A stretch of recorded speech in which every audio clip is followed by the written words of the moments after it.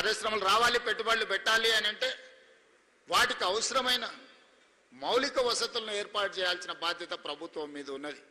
అందుకే సీతారాంపూర్ ప్రజలు ముందుకొచ్చి 1500-1600 ఎకరాల భూమి ఇవ్వబట్టి ఈరోజు ఈ పరిశ్రమలన్నీ ఇక్కడికి తేగలిగినము.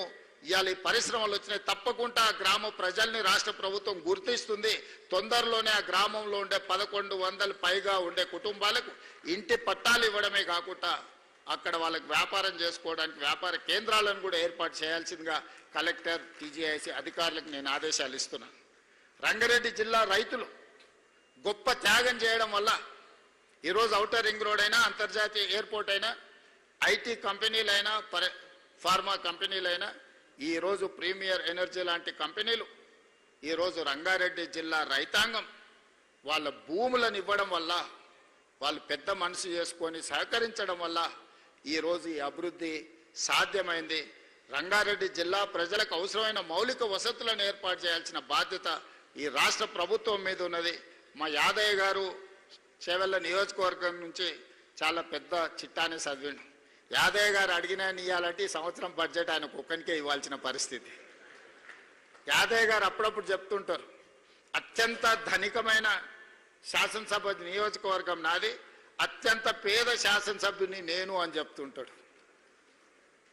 అందుకే ఈరోజు తప్పకుండా చేవెళ్ళ శాసనసభ నియోజకవర్గ అభివృద్ధి కోసం రాష్ట్ర ప్రభుత్వం తరఫున ప్రత్యేకంగా నిధులు మంజూరు చేసి ఇక్కడ అవసరమైన రోడ్లు కానీ, తాగునీటి వసతులు కానీ, మున్సిపాలిటీలో ఇన్ఫ్రాస్ట్రక్చర్ డెవలప్మెంట్కి ప్రభుత్వం ప్రత్యేకంగా సహకరిస్తుంది.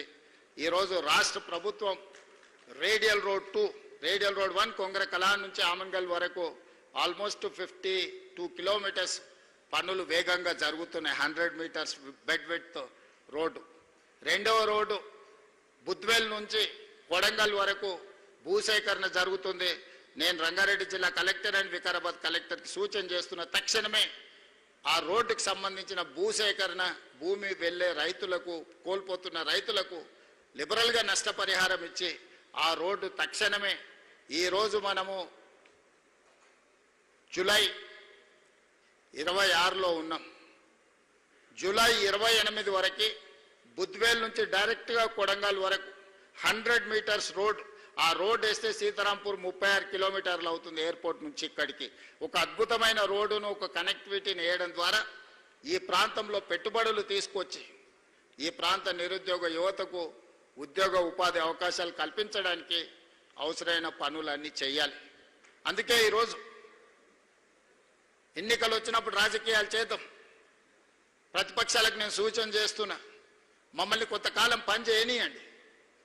ప్రతిరోజు మీ బాధ, మీ దుఃఖం, మీ అధికారం కోల్పోయిన అసహనం అంతా, మీ కడుపులో ఉన్న విషాన్నంతా ప్రజల మీద, మా ప్రభుత్వం మీద కక్కకండి. ప్రజలు 5 సంవత్సరాల కోసం అధికారం ఇచ్చిండ్రు, తీర్పు ఇచ్చిండ్రు. ఆఖరి 6 నెలలు ఏ రాజకీయాలు కావాలన్నా చేద్దాం.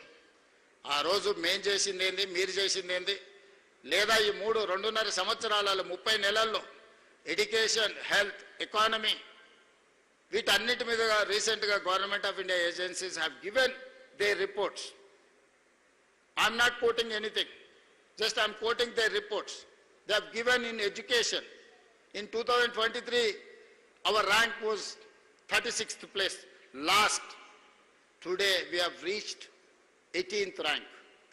After some time, I wanted to reach 1, 2, 3. Medical and health, infrastructure, livable city. While war was going on, India versus Pakistan, Operation Sindoor was going on, I have organized Miss World competitions in Hyderabad. How safe Hyderabad is, that is the one example I wanted to showcase myself. అత్యంత ప్రశాంతమైన శాంతి భద్రతలు ఉన్నప్పుడే పెట్టుబడులు వస్తాయి. పెట్టుబడులు వచ్చినప్పుడే ఉద్యోగ ఉపాధి అవకాశాలు వస్తాయి. వైట్ కాలర్ జాబ్స్కి ఈరోజు కష్టమైన పరిస్థితులు ఉన్నాయి. ఇప్పుడు బ్లూ కాలర్ జాబ్, ఎవరికైతే స్కిల్ ఉంటుందో వాళ్ళకు ఉద్యోగం ఉంటుంది, వాళ్ళకు ఉపాధి ఉంటుంది. ఇన్ని రోజులు మనం అమెరికా వైపు చూసినాం. Now we have to shift our focus to German, Japan, South Korea. We have to compete with China. China, South Korea is our role models.